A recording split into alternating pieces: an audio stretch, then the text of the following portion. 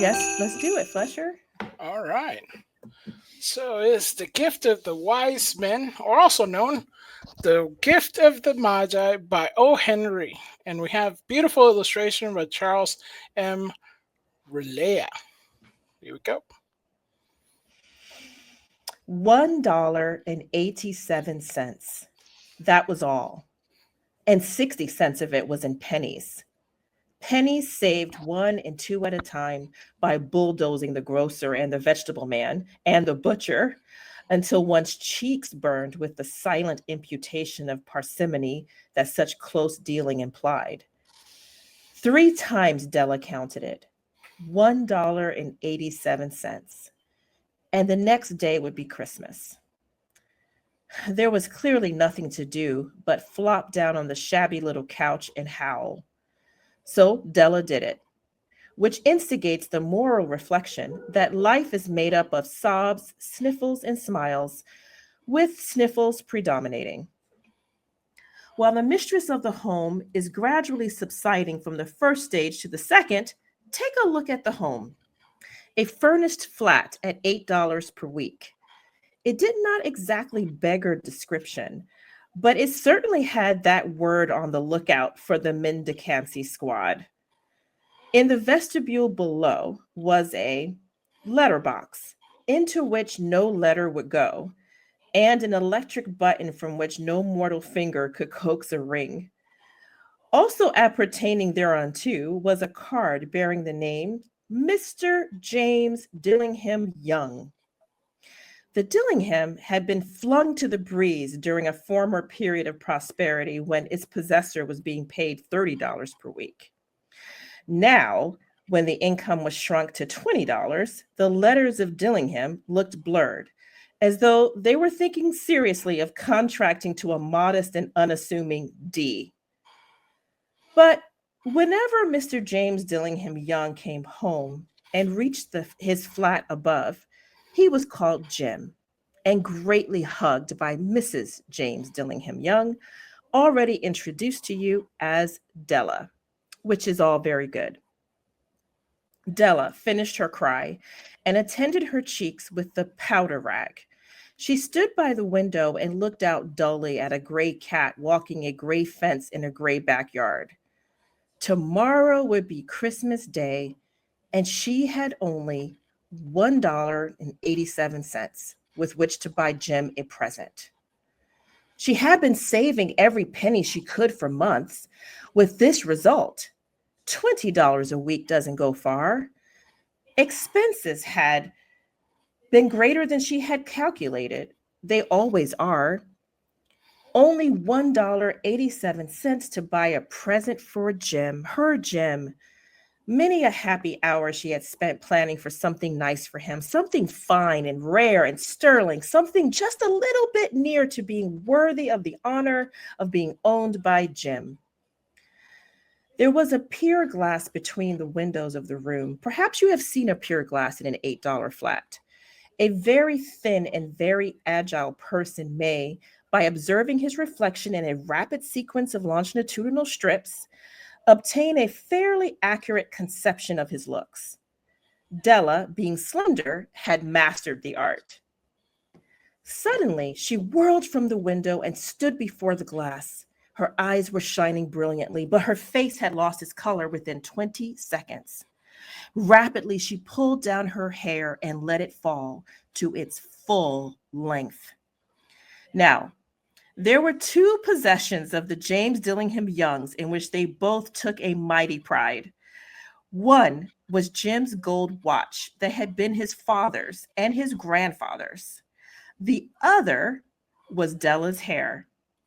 Had the Queen of Sheba lived in the flat across the air shaft, Della would have let her hair hang out the window some day to dry just to depreciate Her Majesty's jewels and gifts. Had King Solomon been the janitor, with all his treasures piled up in the basement, Jim would have pulled out his watch every time he passed, just to see him pluck at his beard from envy.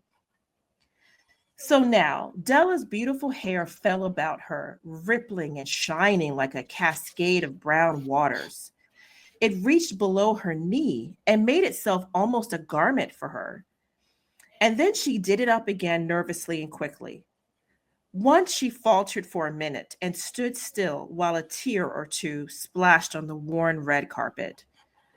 On went her old brown jacket. On went her old brown hat. With a whirl of skirts and with the brilliant sparkle still in her eyes, she fluttered out the door and down the stairs to the street. Where she stopped, the sign read, Madame Sofronie, hair goods of all kinds. One flight up Della ran and collected herself, panting. Madame, large, too white, chilly, hardly looked the Sofronie. Will you buy my hair? Asked Della. I buy hair, said Madame. Take your hat off and let's have a sight at the looks of it. Down rippled the brown cascade. $20, said Madame, lifting the mass with a practiced hand. Give it to me quick, said Della. Oh, and the next 2 hours tripped by on rosy wings. Forget the hash metaphor. She was ransacking the stores for Jim's present. She found it at last. It surely had been made for Jim and no one else. There was no other like it in any of the stores. And she had turned all of them inside out. It was a platinum fob chain, simple and chaste in design, properly proclaiming its value by substance alone and not by meretricious ornamentation, as all good things should do. It was even worthy of the watch. As soon as she saw it, she knew that it must be Jim's. It was like him, quietness and value.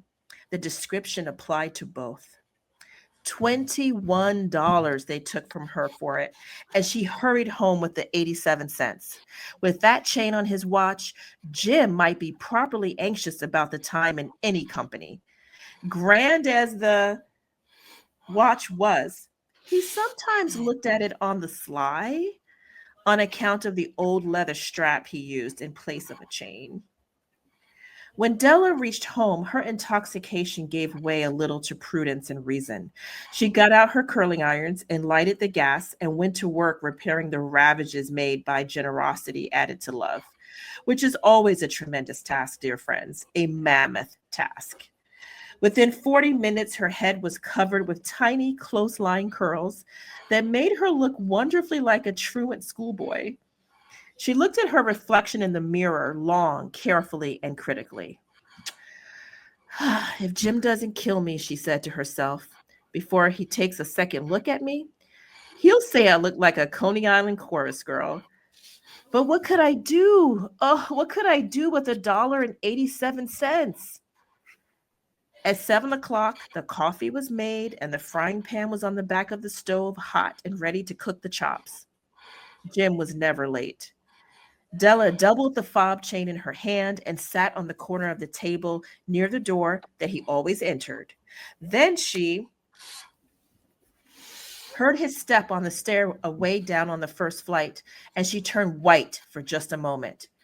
She had a habit of saying little silent prayers about the simplest everyday things, and now she whispered, "Please, God, make him think I'm still pretty." The door opened and Jim stepped in and closed it. He looked thin and very serious. Poor fellow, he was only 22 and to be burdened with a family. He needed a new overcoat and he was without gloves. Jim stopped inside the door as immovable as a setter at the scent of quail. His eyes were fixed upon Della, and there was an expression in them that she could not read, and it terrified her. It was not anger, nor surprise, nor disapproval, nor horror, nor any of the sentiments that she had been prepared for. He simply stared at her fixedly with that peculiar expression on his face. Della wriggled off the table and went for him. "Jim, darling," she cried, "don't look at me that way. I had my hair cut off and sold it because I couldn't live through Christmas without giving you a present. It'll grow out again." You won't mind, will you? I just had to do it. My hair grows awfully fast. Say Merry Christmas, Jim, and let's be happy. You don't know what a beautiful, nice gift I've got for you.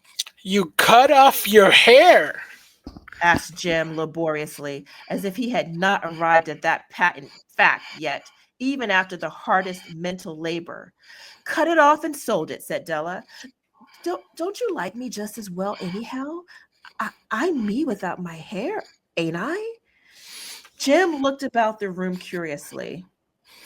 You say your hair is gone? He said with an air almost of idiocy. You needn't look for it, said Della. It's sold. I tell you, sold and gone too. It's Christmas Eve, boy. Be good to me, for it went for you. Maybe the hairs of my head were numbered, she went on with a sudden serious sweetness. But nobody could ever count my love for you. Shall I put the chops on, Jim? Out of his trance, Jim seemed quickly to wake. He enfolded his Della. For 10 seconds, let us regard with discreet scrutiny some inconsequential object in the other direction. $8 a week or a million a year? What is the difference? A mathematician or wit would give you the wrong answer. The Magi brought valuable gifts, but that was not among them. This dark assertion will be illuminated later on. Jim drew a package from his overcoat pocket and threw it upon the table. Don't make any mistakes, Dell. He said, About me, I don't think there's anything in the way of a haircut or a shave or shampoo that could make me like my girl any less. But if you'll unwrap that package, you may see why you had me going for a while at first. white fingers and nimble tore at the string and paper, and then in a static scream of joy, and then, alas, a quick feminine change to hysterical tears and wails, necessitating the immediate employment of all the comforting powers of the Lord of the Flat. For there lay the combs, the set of combs, side and back, that Della had worshipped for long in a Broadway window. Beautiful combs, pure tortoiseshell with jeweled rims, just the shade to wear in the beautiful vanished hair. They were expensive combs, she knew, and her heart had simply craved and yearned over them without the least hope of possession. And now they were hers, but the tresses that should have adorned the coveted adornments were gone. But she hugged them to her bosom, and at length she was able to look up with dim eyes and a smile and say, "My hair grows so fast, Jim." And then Della leaped up like a little singed cat and cried, "Oh, oh!" Jim had not yet seen his beautiful present. She held it out to him eagerly upon her open palm. The dull, precious metal seemed to flash with the reflection of her bright and ardent spirit. "Isn't it a dandy, Jim? I hunted all over town to find it. You'll have to look at the time 100 times a day now. Give me your watch. I want to see how it looks on it." Instead of obeying, Jim tumbled down on the couch and put his hands under the back of his head and smiled. Dell, Said he. let's put our Christmas presents away and keep them a while.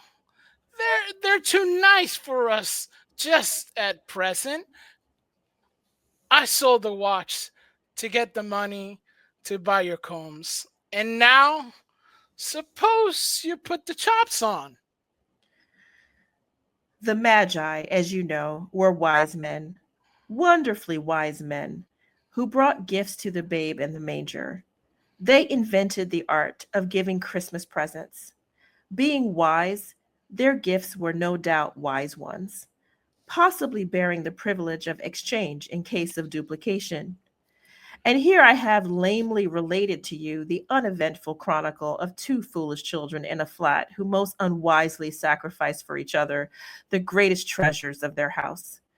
But in a last word to the wise of these days, let it be said that of all who give gifts, these two were the wisest. Of all who give and receive gifts, such as they are wisest. Everywhere they are the wisest. They are the Magi. The end.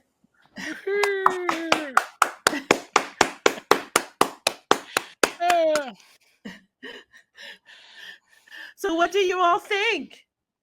What do you think, Fletcher? Oh, it's great. And we have Sir Glenn saying, howdy, folks. How's it, Glenn? Really Howdy. appreciate it. Howdy, Yeah, we're Christmas trying to, Eve, Sir Glenn. yeah, we tried a little bit something different, a little dramatic reading. I almost felt like we needed some of that music to go tune, tune, tune, right? I think it's such a great story. We were so surprised when we were little kids reading this story that, the lady would sell her most precious gift, even though she loved her hair, in order to give her husband a present for his favorite gift, his favorite item, which was his gold watch that he inherited, and that he would sell his most prized possession, his gold watch, to give her something for her beautiful hair, those fine combs that are tortoiseshell in the window that she had been admiring, and to know that they both did it on Christmas Eve because they didn't have any other money.